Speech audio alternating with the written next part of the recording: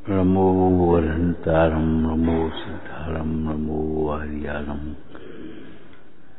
नमो वज्रायाणं नमो लोये सवसावुणं शुद्धात्मान्मनीकान्तं साधुमुत्तम मंगलम वंदे संदृष्टि सिद्ध्यर्थम संदृष्टर्थ प्रकाशकम मंगलमय मंगल कर्ण वीतराग विज्ञान नमोता हे आत्मे हे अरहन ताज महान हीनात्मा बुद्धितात्म वै परत्वेमेव च परम अक्षयानंत बोधाय तस्मै सिद्धात्मने नमः। ओम नमः। हितकारी लगते हैं नहीं, हितकारी लगते हैं। क्यों लगते हैं? ये अपनी दृष्टि का दोष है। हितकारी लगते हैं, अहितकारी हैं। किंपाक फल सुंदर लगते हैं और विषैले हैं। खाते समय कैसे लग रहे? मीठे से लग रहे, और हैं वो विषैले। पीलिया वाले को पीला लगता है सफेद। स्वयं भगने वाले को पेड़ भगते हुए लगते हैं और भगता है स्वयं भगते हुए को पेड़ भगते हुए लगते हैं और है वो स्वयं भग रहा है। कौन? स्वयं। मिथ्यात्व का यही स्वरूप है। जैसा है वैसा भाषित नहीं होता और जैसा भाषित होता है वैसा है नहीं। लगते हैं। लगना अलग बात है और होना अलग बात है। ये पर पदार्थ अपने लगते हैं, पर पदार्थ अपने हैं नहीं, होते नहीं। लगते हैं। बेरस हों विपाक समयत सीवत लागे नीचे। सीवत समय भी नीचे हैं नहीं, लगते हैं। इनका तात्विक स्वरूप विचार करें तो ये पर पदार्थ अपने लगते हैं। आत्मा अपना है। आत्मा अपना है, वह लगता नहीं है अपना है। वो पर पदार्थ अपने नहीं है और पर पदार्थ लगते हैं। क्या पेड़ नहीं भगते और लग रहे, मालूम पड़ रहा है पेड़ भग रहे हैं, और अपन भग रहे हैं तो अपन को जो मालूम पड़ रहा है कि नहीं भग रहे, अपन तो बैठे हैं। जो भग रहा है, चल रहा है, वो स्थिर लग रहा है, और जो स्थिर है वो चल रहा है, लग रहा है। पर पदार्थ इष्ट लगते हैं, इष्ट हैं नहीं, इष्ट होते नहीं।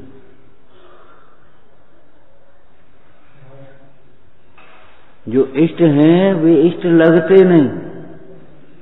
इष्ट हैं उनकी खबर नहीं, ज्ञान ही नहीं इष्ट क्या है।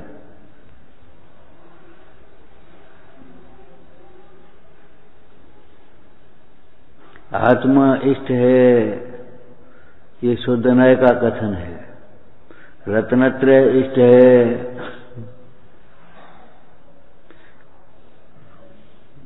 ये भी किसी अपेक्षा से निश्चयमय का कथन है। किसी अपेक्षा के निश्चय का कथन है। और आत्मा को दर्शाने वाले रत्नत्रय की प्राप्ति के निमित्त भूत देव साहस गुरु निमित्त हैं, धर्मायतन निमित्त हैं, धर्मात्मा धर्मायतन निमित्त हैं, इष्ट हैं। वे लगते नहीं है इष्ट, और जो इष्ट नहीं है वे इष्ट लगते हैं। पंचेंद्रिय के विषय इष्ट नहीं है और वे लगते हैं इष्ट हैं। पंचेंद्रिय के विषय इष्ट क्यों नहीं है? नंबर एक, भिन्न है। भिन्न रह करके क्या कर सकते हैं? दूसरी, उनके लक्ष्य से राग द्वेष होते हैं। उनके लक्ष्य से कसाएं होती हैं। वे कसाएं इष्ट नहीं है तो कसाय के निमित्त इष्ट कैसे होंगे?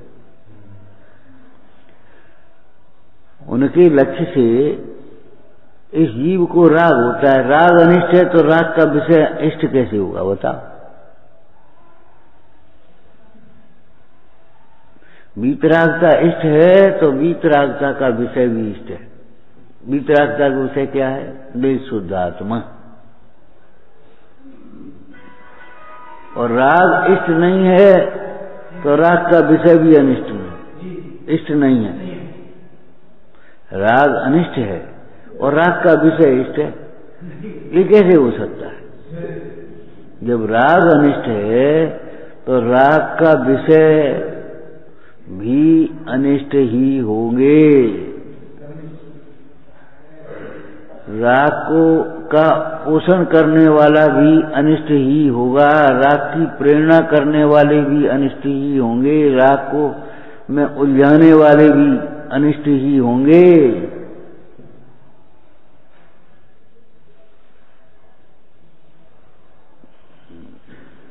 होना अलग बात है और अपना होना अलग बात है, इष्ट होना अलग बात है। छह द्रव्य लेकिन अपने नहीं हैं तो हम ये थोड़ी करें नहीं है। जो उनकी सत्ता का निषेध करे वो तो नास्तिक है, लेकिन उन्हें इष्ट मान लेवे, भला मान लेवे, वह भी नास्तिक ही है। आस्तिक उसे कहते हैं जैसे को तैसा माने। ईश्वर को नहीं मानता वह भी नास्तिक है और ईश्वर को कर्ता मानता। ईश्वर को कर्ता मानने वाले ने अपने को ये मान लिया हम आस्तिक हैं। हमारी तो आस्था क्या आस्था है? तुमने जैसा ईश्वर को माना है वैसा ईश्वर है नहीं, और जैसा ईश्वर है वैसा तुमने माना नहीं, जाना ही नहीं। सुदर्श तरंगिणी में पहले भी कही थी,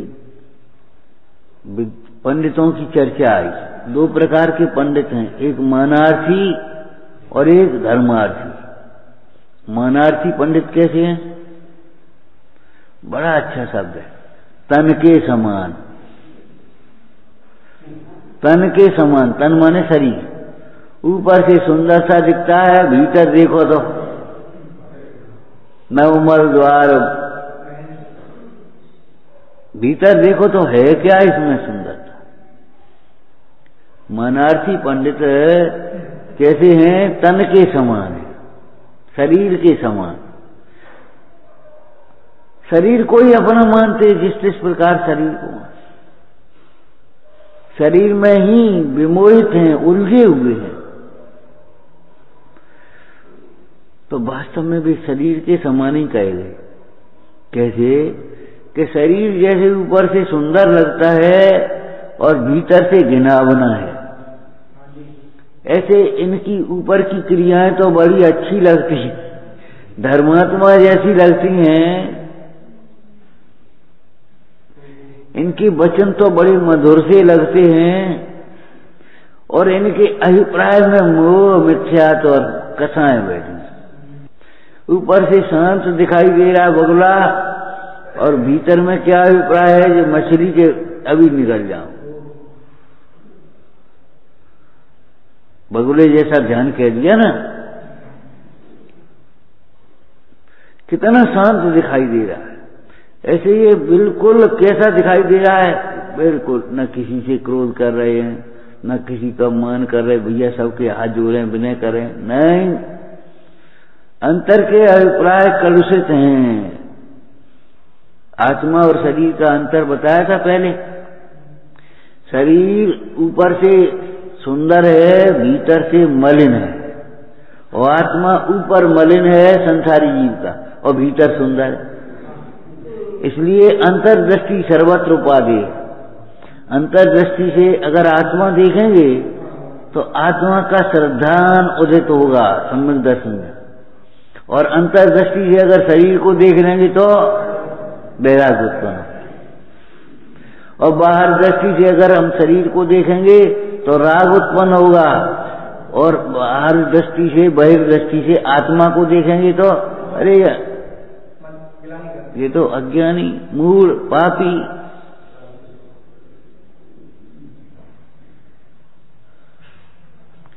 सोना सा दिखाई देगा, विपरीत दिखाई देगा। इसलिए बहिर्दृष्टि विपरीत है। बहिर्दृष्टि से शरीर को भी मत देखो भैया, बहिर्दृष्टि से अंतर्दृष्टि से देखो शरीर में है क्या, क्या क्या भरा इस देह में। कभी विचार करके देखा, विचार करके देखो इस शरीर में भीतर है क्या।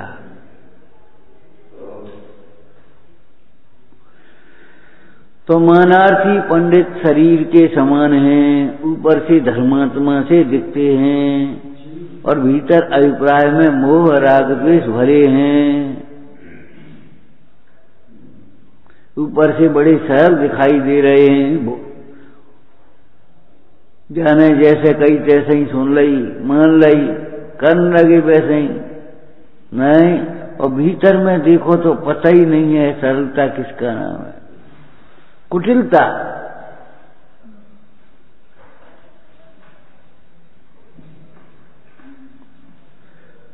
ऊपर अमल मल भरो, भीतर कौन विधि घट सुचि कहें। बहुदेह मैली सुगुण छैली, शौच गुण साजूल हैं। और ये मानार्थी के भीतर दृष्टि नहीं है, भीतर को देख ही नहीं रहा। जिस प्रकार से अपनी देह की क्रिया को करते हुए अपने को धर्मात्मा मान रहा है, ज्ञान की चर्चा करते हुए अपने को ज्ञानी मान रहा है, ज्ञान की चर्चा करने मात्र से अपने को ज्ञानी मान रहा है।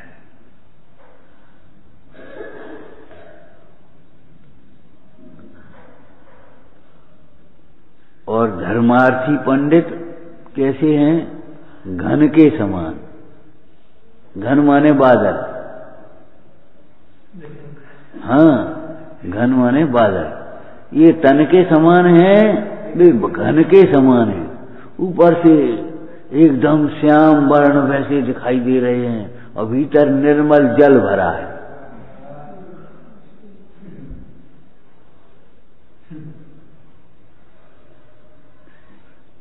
ये तन के समान है और वे घन के समान है। घन माने बादल, ऊपर से कैसे दिखाई दे रहे हैं? श्याम वर्ण वैसे। ऐसे ये पाप के उदय में नहीं, मलिन से दिखाई दे रहे हैं, पुण्य के उदय में रागी से दिखाई दे रहे हैं, सब तो कर रहे हैं।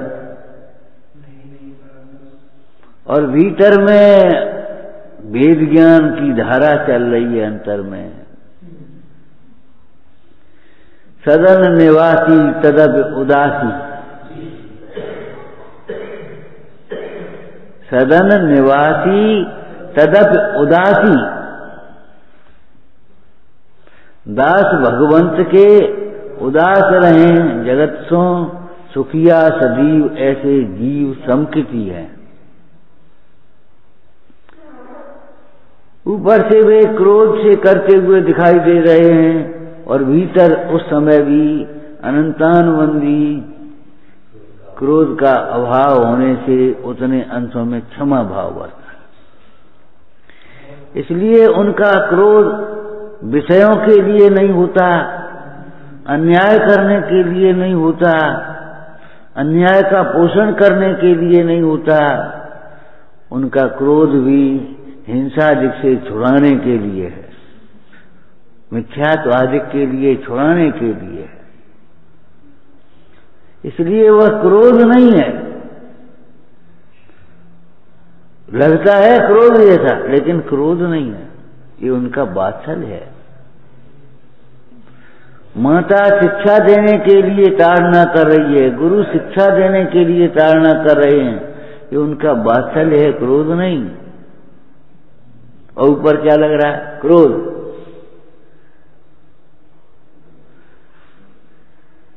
धर्मार्थी पंडित ऊपर से कैसे लग रहे हैं, पाप के उदय में कैसी दशा है,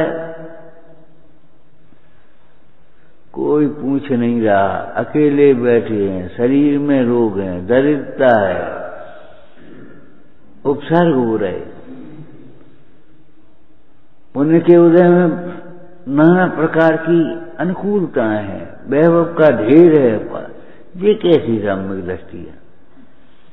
वैसे ही सम्यक दृष्टि है जैसे सिद्धालय में विराजमान सिद्ध भगवान सम्यक दृष्टि। क्या सम्यक तो होता है गृहस्थ अवस्था में, बोल। जैसे सिद्धालय में विराजमान सिद्ध भगवान सम्यक्ति है, वैसे ही सम्यक दृष्टि है। तो ये कैसे है? ये क्या है? क्या सुनो, वे भी अपने को आत्मा अनुभवते हैं, ये भी अपने को आत्मा अनुभव रहे।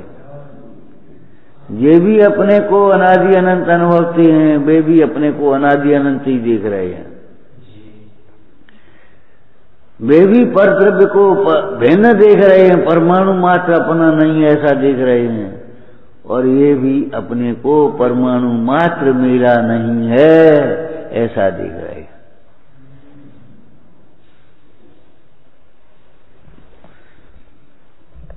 ये चश्मा रख लेना, रख लिया आपने जेब में और चोर नहीं है।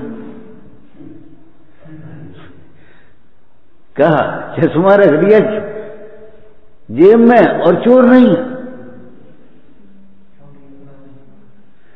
कि चश्मा जेब में होने पर भी उसे अपना नहीं मान रहे, और वो ठग जेब का। अब आप समझो, वो जेब काट, गंजी अभी गले में है, नोट जेब में है, लेकिन वो समझ रहा है जेब में काय के अभी ले। जिसे देखता है उसे अपना मान बैठता है, ये चोर है। और अपने संयोग में होने पर भी अपना नहीं मानता उस साहूकार है। सम्यक दृष्टि है।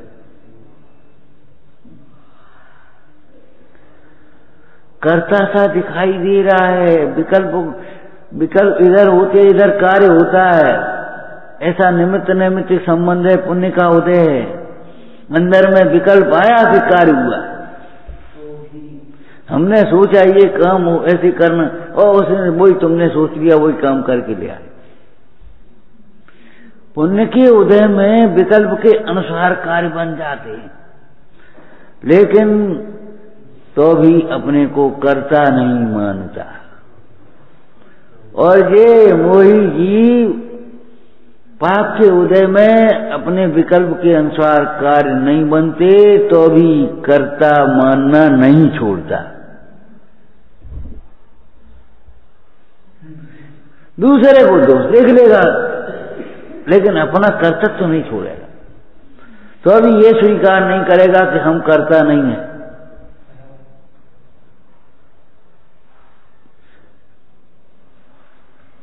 क्या कहा? अपने विकल्प के अनुसार कार्य न होने पर, अथवा विकल्प अलग और कार्य अलग, ऐसा होने पर भी वह सम्यक दृष्टि जीव अपने को कर्ता नहीं मान रहा, और मिथ्या दृष्टि जीव कर्तव्य तो नहीं छोड़ रहा। सम्यक दृष्टि जीव धर्मार्थी पंडित क्या कहें, अनुकूलताओं में भी उदास हैं, और मिथ्या दृष्टि जीव प्रतिकूलताओं में भी आस लगाए बैठे। एक दुआ पढ़ा है तुमने हिंदी में, ये आशा अटको रहो, अल गुलाब के मूल आए फिर बसंत ऋतु इन डारेंगे फूल। फूल फूल नहीं है वहां अभी, कांटे हैं, और तो भी ऐसे अटका है, आइए फिर बसंत ऋतु इन डारे। काऊ न काऊ दिन तो भगवान सुने वही।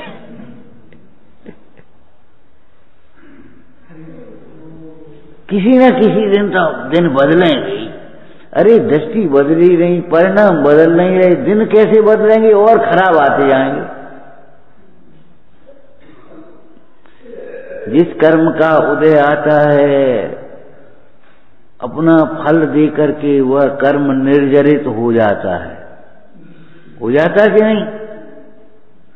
जैसे वृक्ष की डाल से फल टूट करके फिर वृक्ष में नहीं जुड़ता, ऐसे जो कर्म उदय में आकर के फल देते हैं उसके बाद वे फिर नहीं रहते, चले जाते, कर्म की निर्जरा हो जाती। लेकिन जिन परिणामों से, जो परिणाम उस कर्मोदय के साथ समय में हुए हैं,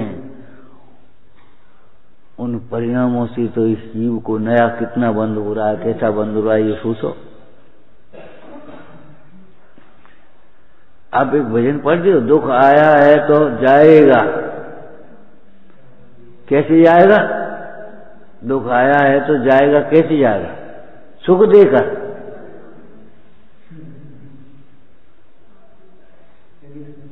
क्या सुख देकर जाएगा? अरे नहीं, सुख देकर के कब जाएगा ये बताओ? जब उस कर्मोदय में समता परिणाम होगा तब।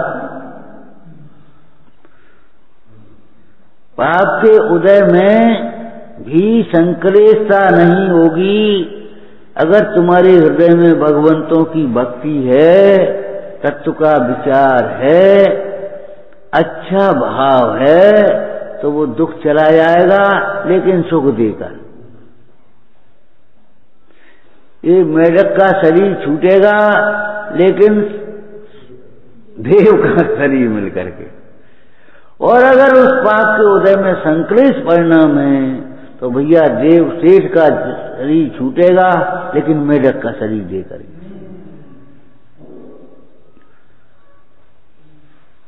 दुख तो जाएगा, अध्रुव है, लेकिन दुख का जाने पर होगा क्या ये बताओ? कि दुख अगर पाप के परिणाम पूर्वक, संक्लेश परिणाम पूर्वक जाएगा तो और अधिक दुख होगा। हाँ, दुख जाएगा तो सुख देकर, ये कब कहा?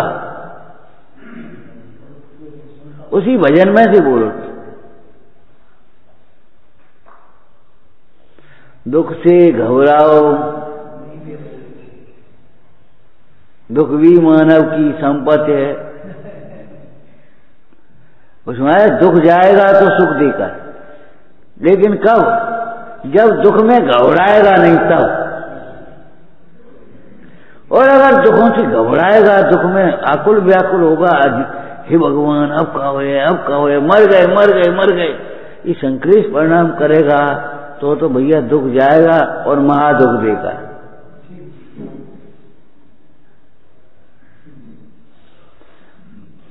सुख जाएगा तो दुख देकर, ये क्या मतलब?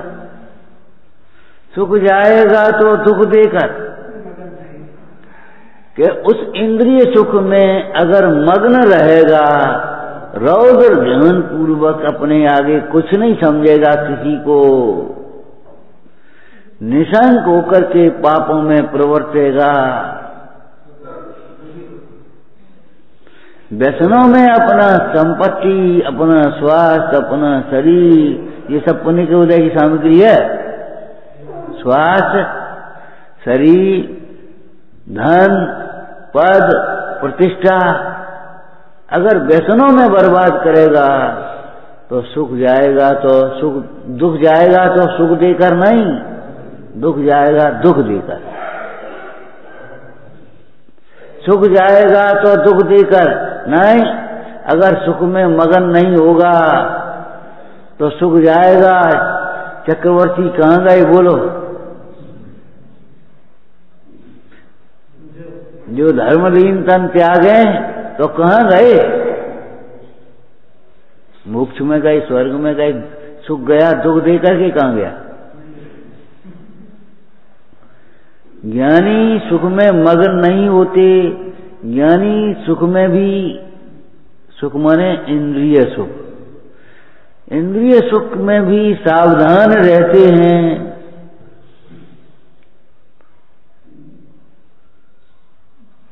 इसलिए उनका जो उन्नत सुख जाता है तो और उत्कृष्ट सुख मिलता है।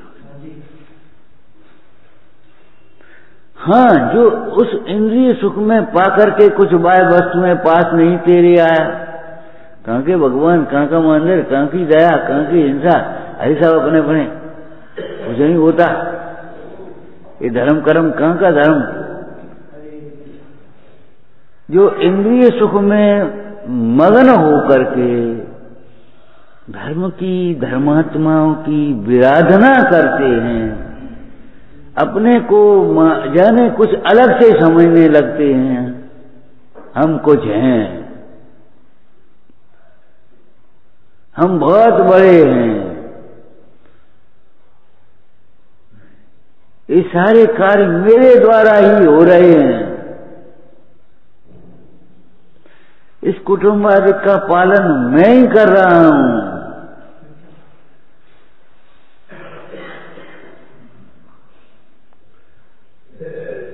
इस सब का आधार मैं ही हूं, मेरे आधार से ही धर्मात्मा रह रहे हैं। लिखा है उसमें, पंडित जी ने, अर्थ का पक्षपाती कहता है कि बड़े बड़े धर्मात्मन का ठिकाना मेरा घर है, बड़े बड़े धर्मात्माओं का ठिकाना मेरा घर है। मैं इनको भोजन कराता हूं, मैं इनको पालन पोषण कर रहा हूं, मैं इनकी व्यवस्था कर रहा हूं, मैं ही।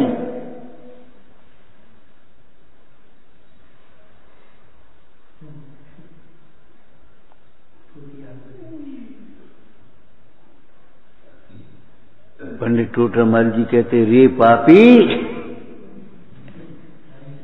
ये धन से, धन के कारण नहीं आ रहे, तेरी थोड़ी बहुत धर्म बुद्धि है इसलिए तेरे यहां आ रहे। ये तेरी धर्म बुद्धि के कारण, वात्सल्य के कारण, विनय के कारण आ रहे हैं। बड़े बड़े धर्मात्मा तेरे घर इसलिए नहीं आते कि तेरे तू धनवान है। धनवान लोभी पंडित और अविवेकी धनवान हो, वहां ऐसा होता है क्या? बोलो बोलो।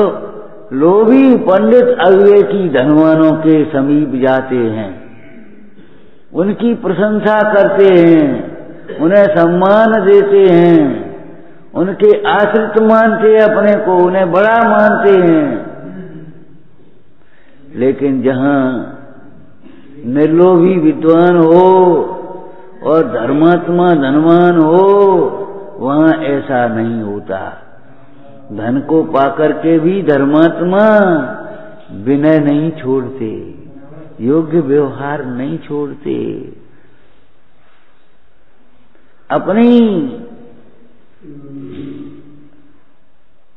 अपनी धर्म भावना सदा काल उनके समीप वे नहीं करते ऐसा।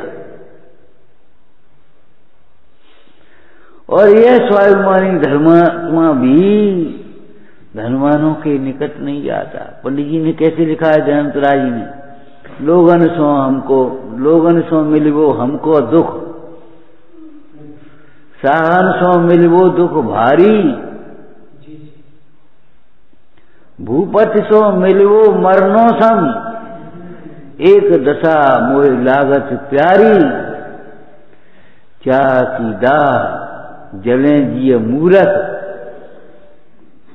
बेपरवाह सबे सुखकारी, ज्ञानत याही ते ज्ञानी अवांछक, कर्म की चाल सबे जिन टारी।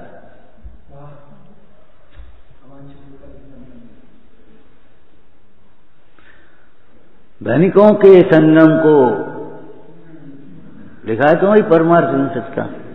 धनिकों के संगम को माने भारी महाविपद, विपत्ति आ गई, कहां की आवाज आ गई।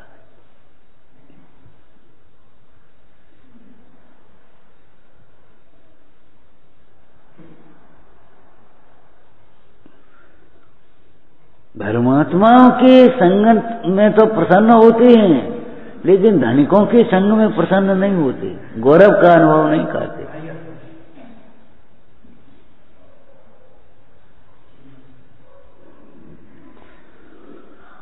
तो मानार्थी पंडित तन के समान है। तन के समान माने ऊपर से उजले दिखाई देते हैं, धर्मात्मा से दिखाई देते हैं, धर्मात्माओं जैसी क्रियाएं कर रहे हैं, धर्मात्माओं जैसी चर्चा कर रहे हैं, ज्ञान की चर्चा है। और भीतर में कलुषता है। और धर्मार्थी पंडित घन के समान है, बादलों के समान हैं, जो ऊपर से तो काले से दिखाई दे रहे हैं, काले काले गरज गरज, और भीतर निर्मल जल से भरे हुए हैं। ऊपर से कर्ता से दिखाई दे रहे हैं और अंदर में अपने को अकर्ता अनुभव रहे हैं। ऊपर से पुद्गल की चर्चा, आत्मा की चर्चा नहीं, पुद्गल की चर्चा कर रहे हैं, और लक्ष्य आत्मा का है। और जो मानार्थी आत्मा की चर्चा कर रहे हैं और लक्ष्य पुद्गल का है। इससे मुझे लोग धर्मात्मा समझें, मेरा आदर करें, मेरी प्रतिष्ठा मिले, मुझे विषयों की सामग्री मिले।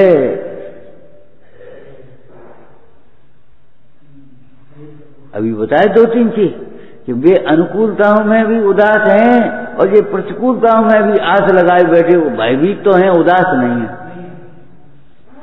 गिड़गिड़ा रहे हैं, कोई सहाय करे मेरी। देख रहे हैं ऐसे, भैया कोई आया, देवी देवता ही आया है।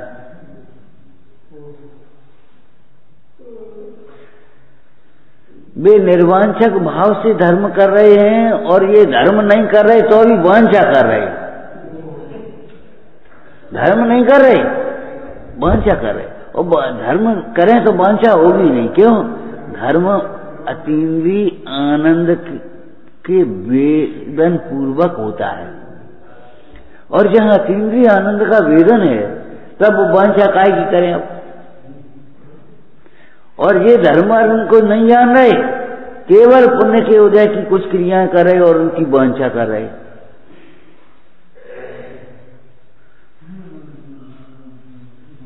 ज्ञानी तो फल वांछा त्यागे, अज्ञानी त्याग का फल चाहे।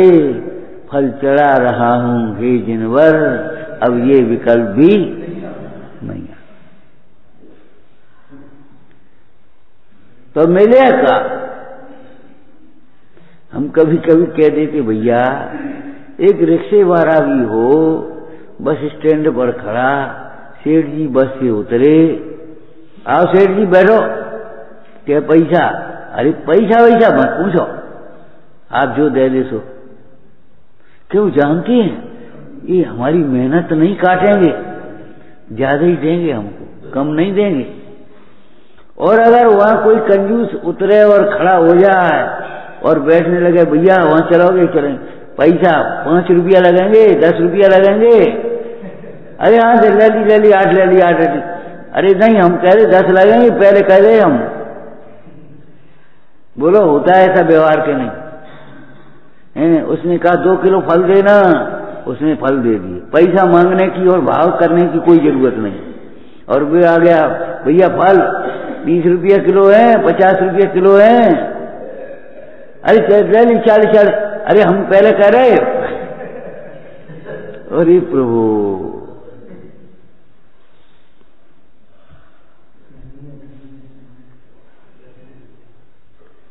साहब का चारों बड़ी अच्छी लाइन लिखी।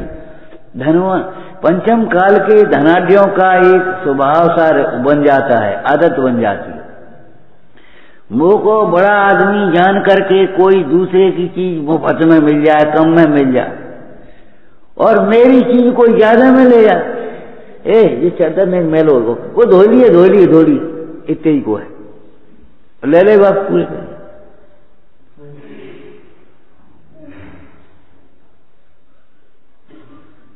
डॉक्टर तो पूरी फीस ले ली और बातें कर ली। मतलब ये है, ये नहीं सोचता इन परिणामों का क्या फल होगा।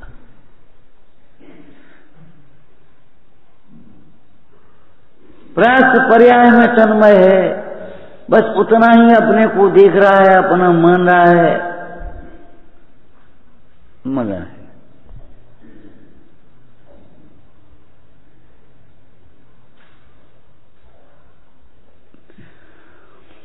तो अज्ञानी कैसा है? जो इन विषयों को सुखरूप मानता है। सुखरूप मानने का आचरण क्या होता है? ये मान्यता तो भीतर है, हम क्या मालूम सुखरूप मानते कि सुखरूप। नहीं मिलने पर खेद खिन्न रहता है, चाह की दाह में जलता है, और मिल जाने पर मगन हो जाता है, खुश हो जाता है।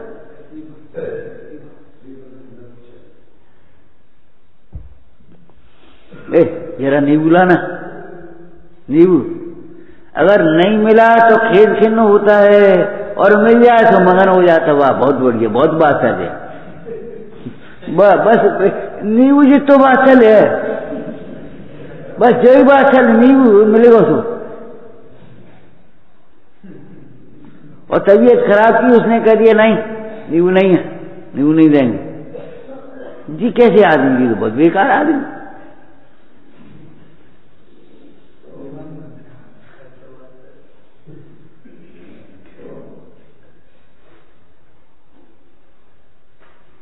इच्छाओं की पूर्ति में सुख मानता है, इच्छाओं के अभाव में दुख मानता है।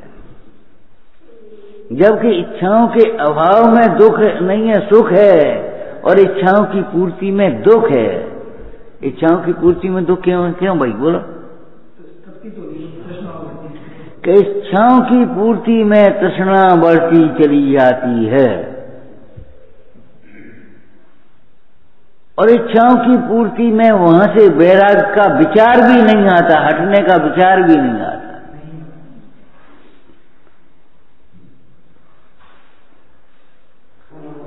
इच्छाओं की पूर्ति होती जाती है, बस मगन है, अपने आराम से रह रहे। क्या तकलीफ है? कछु नहीं। अरे भैया ध्रुव नहीं है, ध्रुव नहीं है, ध्रुव नहीं है। ऐसे जीवों को चेताने के लिए चेतावनियां लिखी हैं, रे मन मुसाफिर निकलना पड़ेगा। क्या तकलीफ है कि ये रह नहीं सकती ये स्थिति, निकलना पड़ेगा, काया का घर खाली करना पड़ेगा। क्या तकलीफ है? तकलीफ ये है यहां से जाना होगा, यहां रह नहीं रहने के लिए कोई स्थायी निवास नहीं है। ये 4 दिन का बसेरा है, रैन बसेरा है।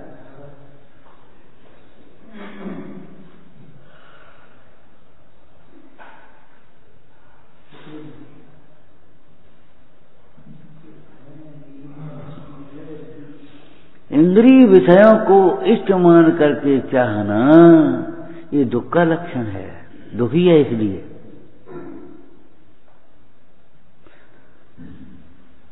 कैसा मोह का महात्मा है, मोह का अंधेरा है कि जो इष्ट हैं वे इष्ट लगते नहीं है, और जो इष्ट नहीं है वे इष्ट लगते हैं।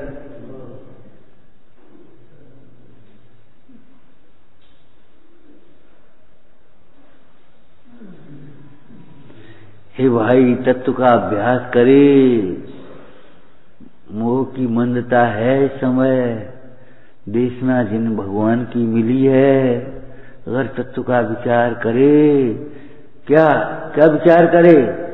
ये इंद्रिय सुख और इंद्रिय सुख के साधन इष्ट नहीं है। इष्ट तो मेरे लिए रत्नत्रय है, आत्मा की आराधना है।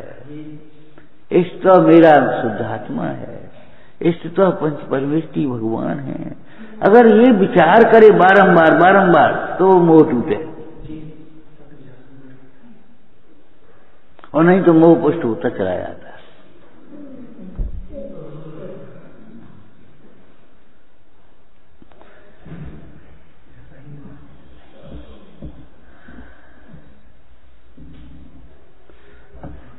स्वाध्याय करो भीतर से करो।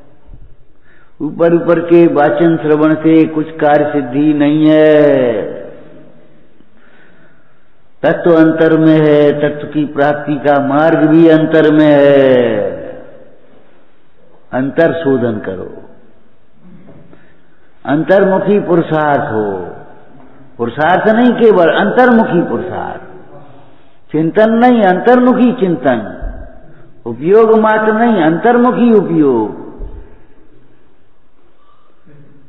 जहां ज्ञान को शरण कहा तो वही ज्ञान का विशेषण लिखा, ज्ञान में आचरण करता हुआ ज्ञान ही शरण है। अपने को ज्ञान रूप अनुभवता हुआ ज्ञान ही आनंदित होता है, ज्ञान नहीं, परलक्ष्य ज्ञान नहीं। अपने को ज्ञान रूप अनुभवता हुआ, ज्ञान रूप भाता हुआ, ज्ञान रूप ध्याता हुआ, माने एकाग्र होता हुआ जो ज्ञान है वह सुख का कारण है। छेदाना में से बताया था पहले, धन समाज गजबाज राज तो काज न आवे, ज्ञान आपको रूप हो फिर अचल रहावे। तुम तो सुन लेते हो, पढ़ लेते हो, हाँ कर देते हो। हमारे प्रोफेसर कहते थे इतना समय बदल गया, अब तो चाहे कच पढ़ा दो भी पढ़ के अपन चले गए, उन्हें सुनना ही नहीं है। वे तो गार्डन और गैस पेपर में रहते हैं, वे सुन ही नहीं रहे तुम कहता। और नहीं तो पहले के बच्चे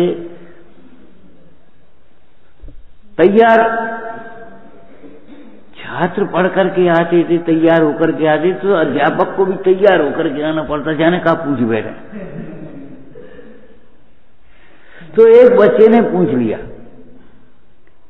छेदारा में से, क्या कि धन समाज गजबाज राज तो काज न आवे, ये बात तो समझ में आ गई। ज्ञान आपको रूप हो फिर अचल रहावे, ये नहीं समझ में आई। अरे ज्ञान भी तो यहां सुन रहे सो अभी याद सब समझ में आ रहा और नेक्स्ट देर में भूल गए। ज्ञान अचल कहां रहता, ज्ञान तो भूल जाते हैं हम। कितनी बड़ी बड़े कोर्स पढ़े और डिग्रियां करी और सब भूल गए। ज्ञान अचल कहां कि सुनो फिर दोबारा पढ़ो उसमें। ज्ञान आपको रूप हो फिर अचल रहा। आत्मज्ञान सम्यक ज्ञान वह अचल है, कलकाता वो स्वर्ण के समान है, जिसका तपाते जाओ उतना ही सुंदर होता चला जाता है, और वह सम्यक ज्ञान केवल ज्ञान में मिल जाता है।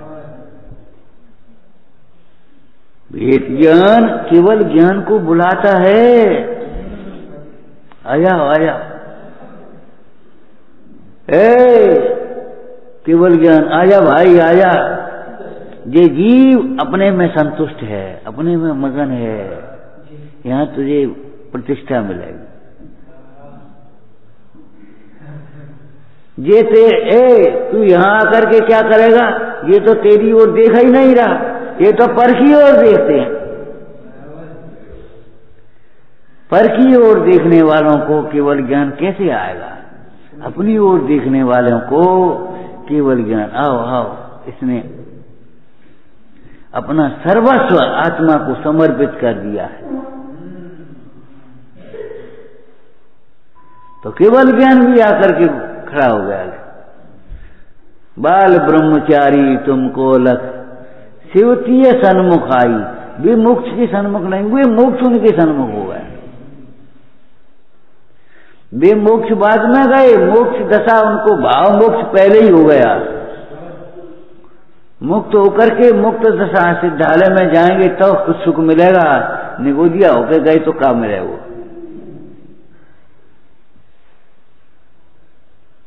भाव परावर्तन है, द्रव्य परावर्तन है, क्षेत्र परावर्तन है। विचार करो भाई, ज्ञान आपको रूप हो फिर अचल रहा। ये चादर तुम्हें हमने ओढ़ने को दे दी, तो हम चाहे जब ले लिए, हमारी चादर लाओ, और तुम्हारी चादर जब होगी तो फिर तुम्हारे साथ में फिर को मांगे हो, हमारी क्या कर रहा। तो आत्मज्ञान होगा वो आत्मज्ञान के साथ, आत्मा के साथ अविनाभावी, जब तक आत्मा रहेगा तब तक रहेगा। और ये इंद्रिय ज्ञान है, क्षेम ज्ञान है, ये कर्माश्रित ज्ञान है, वह तो अनेक प्रकार से पराधीन है। कर्म पर बसी शांति दुखे अंतरितोदय, ये काय का लक्षण है? पाप बीजे, ये काय का लक्षण है? आगे नहीं पढ़ रहे, इतना ही पढ़ रहे। कर्म पर बसी शांति दुखे अंतरितोदय, हिंदी बोलो न। कर्म पर बसे, मुख्य रूप से कर्म और नो कर्म के अधीन है। कर्म पर बसे, शांति अंत सहित है, और दुखे अंतरितोदय, अंत में दुख देने वाला है। कर्म पर बसे शांति दुखे अंतरितोदय, और पाप बीजे, पाप बीज है। ये क्या है? ये काय का लक्षण है? इंद्रिय सुख का लक्षण है। इंद्रिय सुख का ये लक्षण है। जब इंद्रिय सुख के ये लक्षण है, ऐसे ये इंद्रिय ज्ञान के लक्षण है, ये समझ लेना। इंद्रिय ज्ञान के भी लक्षण है। रोज तुम पाठ करते हो और अभी पूछे तो अभी नहीं बोल पाओगे। तुम्हारी नहीं कह रहे, यहां भी कह रहे, रोज पढ़ रहे और भूल गए तो भूल गए। अभी बीमारी हो गई, बात कुछ कर, याददाश्त खत्म हो गई। अब इन्हें कहां से कहां बैठी हो गई, जब जब भी आपका दिखाई नहीं दे रहा। भयंकर कफ रोग हो गया, अब समझ में ही नहीं आ रही ये ग्रंथ कौन सी है। यह सब कुछ हो गया, अब सुनाई नहीं दे रहा। ये इंद्रिय सुख जैसे अनेक प्रकार से पराधीन है, ऐसे ये इंद्रिय ज्ञान भी अनेक प्रकार से पराधीन है। इसलिए भगवान कहते हैं भैया ये ज्ञान ज्ञान ही नहीं है, अतीन्द्रिय ज्ञान ही ज्ञान है, और अतीन्द्रिय सुख ही सुख है। उस अतीन्द्रिय ज्ञान जब सुख है, तो उस अतीन्द्रिय ज्ञान का विषय भूत शुद्ध आत्मा वही इष्ट है। इंद्रिय ज्ञान और इंद्रिय सुख जब इष्ट नहीं है, सुख नहीं है, तो वह उसका कारण भी इष्ट नहीं।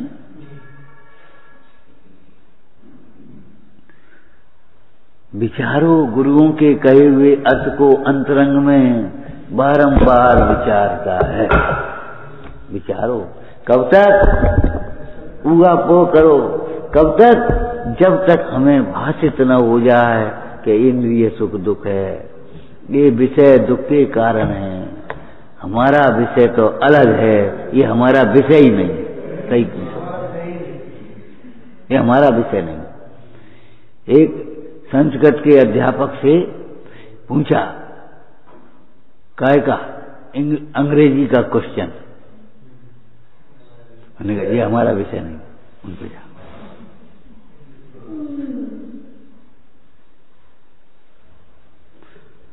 गले के डॉक्टर से हड्डी की देखना साहब, ये मोच कहीं क्रैक फ्रैक, वह हमारा विषय नहीं, उनके पास जाओ, हड्डी विशेषज्ञ। ऐसे ज्ञानी कहते हैं ये हमारा विषय ही नहीं है।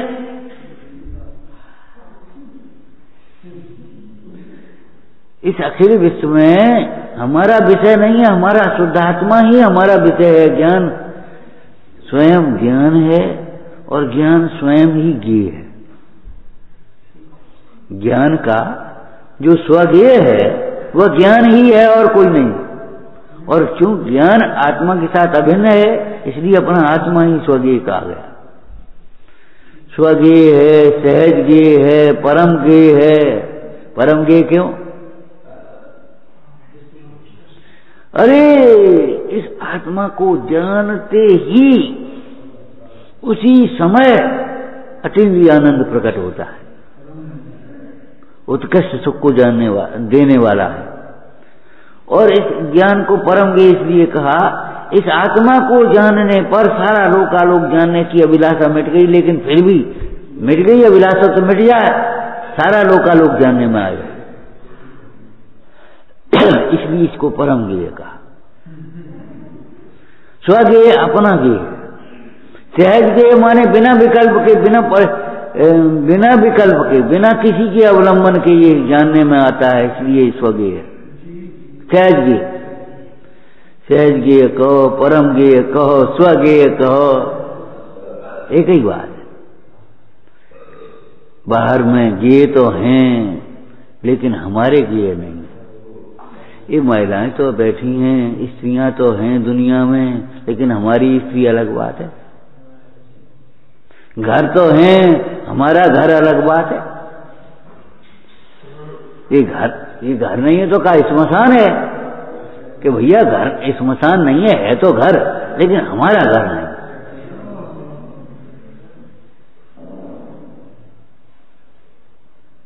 हम ये थोड़ी कहे घर नहीं है, घर तो है लेकिन ये हमारा घर नहीं है।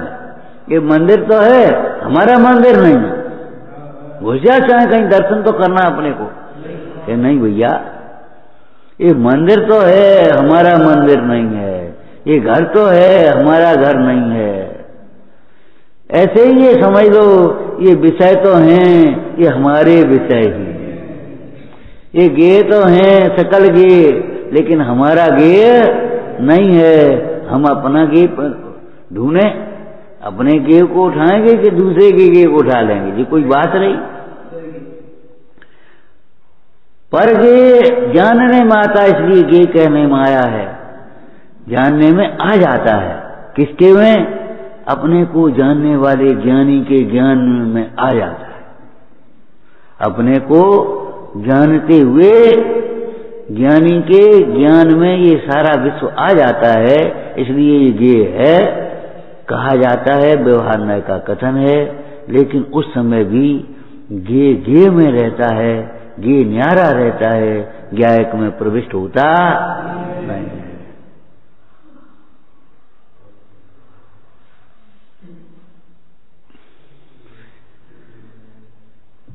आत्मा इष्ट है और विषयों को इष्ट मानता है।